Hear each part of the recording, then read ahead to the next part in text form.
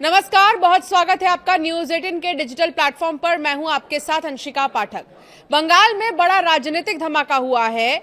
New town में आज शाम हुई एक बैठक के बाद, बीते शाम हुई एक बैठक के बाद तृणमूल कांग्रेस के बागी गुट ने ममता बनर्जी को तृणमूल चेयरपर्सन के पद से हटा दिया। उनकी जगह हावड़ा सेंट्रल के विधायक अरूप रॉय को नया चेयरपर्सन नियुक्त किया गया। इसके अलावा ऋताब्रता बनर्जी और अन्य लोगों के नेतृत्व वाले असली तृणमूल गुट ने अभिषेक बनर्जी को पार्टी के ऑल इंडिया जनरल सेक्रेटरी के पद से सस्पेंड कर दिया है। एआईटीसी के स्पेशल सेशन में हिस्सा लेने के लिए जिले से लेकर एमएलए तक तृणमूल के 500 नेता शहर के एक होटल में एकजुट हुए। कम से कम 16 जिला अध्यक्ष, पूर्व एमएलए, 60 से 70 पार्षद, बागी एमएलए मौजूद रहे। इसी में नेशनल वर्किंग कमेटी का गठन किया गया।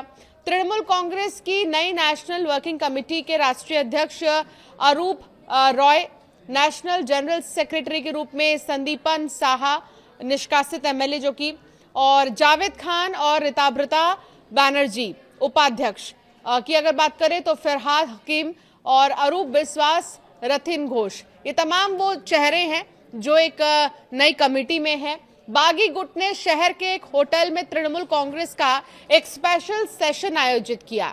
टीएमसी के संविधान का हवाला देते हुए मौजूदा और पूर्व विधायक, जिला अध्यक्ष और पार्षद एक नेशनल वर्किंग कमेटी बनाने के लिए इकट्ठा हुए और ममता बनर्जी की जगह विधायक अरूप रॉय को चेयरपर्सन बना दिया। अगले 21 दिनों में वो फ्रंटल ऑर्गेनाइजेशन भी बनाएंगे।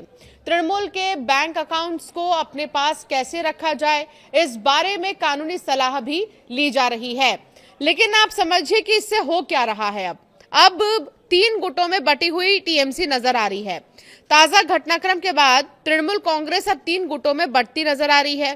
पहला गुट समझिए ममता बनर्जी के नेतृत्व वाला तृणमूल कांग्रेस। दूसरा है ऋतब्रत बनर्जी का गुट, जो अब बंगाल विधानसभा में विपक्ष की भूमिका में है। इसके अलावा तीसरा गुट काकोली घोष दस्तीदार के नेतृत्व वाले करीब 2 दर्जन लोकसभा सांसदों का है, जिन्होंने नेशनल सिटीजन्स पार्टी नाम के छोटे राजनीतिक दल में विलय कर संसद में एनडीए सरकार को समर्थन देने का फैसला किया है। तो किसी ने नहीं सोचा होगा कि एक पार्टी के इतने टुकड़े हो जाएंगे। इससे पहले आपको याद होगा जब शिवसेना को लेकर महाराष्ट्र में खूब चर्चा हुई और शिवसेना 2 गुटों में नजर आई।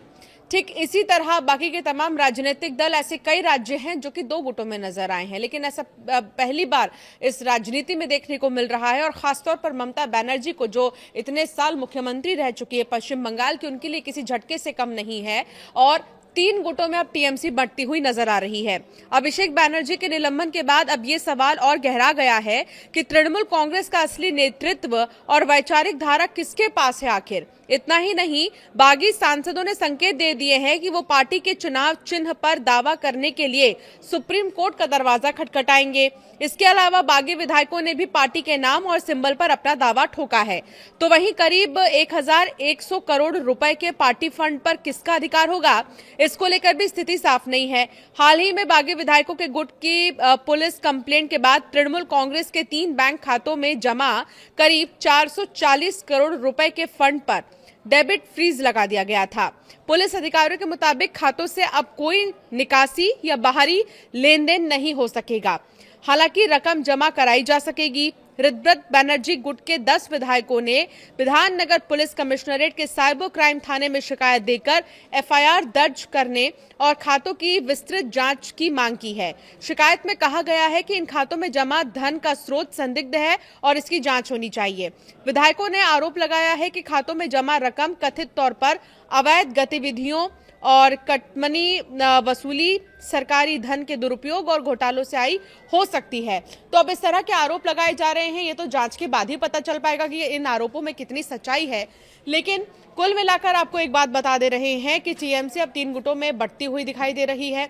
सबके लिए मुश्किल की घड़ी है और विशेष तौर पर ममता बनर्जी के लिए, जिन्होंने हमेशा से ही टीएमसी को लीड किया, एक मुख्य चेहरा वो रही टीएमसी की और मजबूत लीडर के तौर पर वो हमेशा से नजर आए। लेकिन अब उनके लिए बहुत ज्यादा मुश्किल की घड़ी है।